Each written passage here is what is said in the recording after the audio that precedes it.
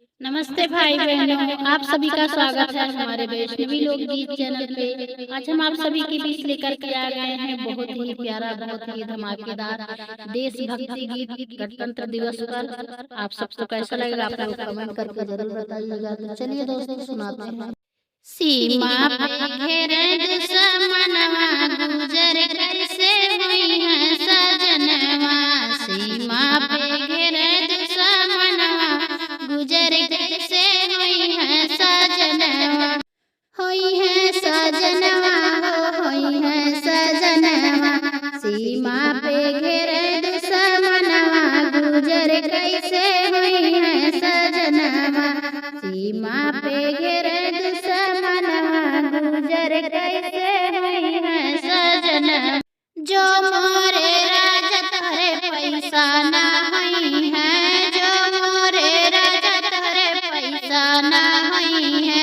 बेच देबै अपन गहनवा गुजर कैसे हुई है सजनवा। बेच देबै अपन गहनवा गुजर कैसे हुई है सजनवा।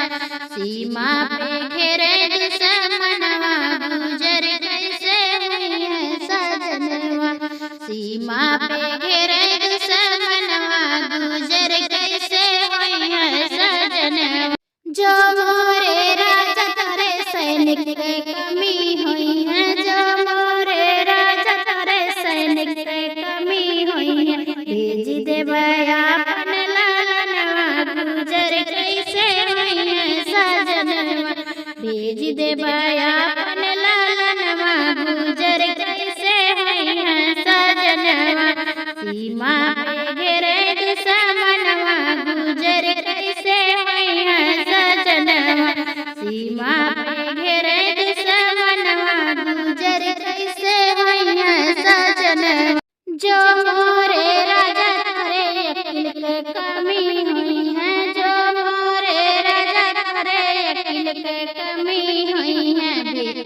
तज देबै अपन परनवा गुजर कैसे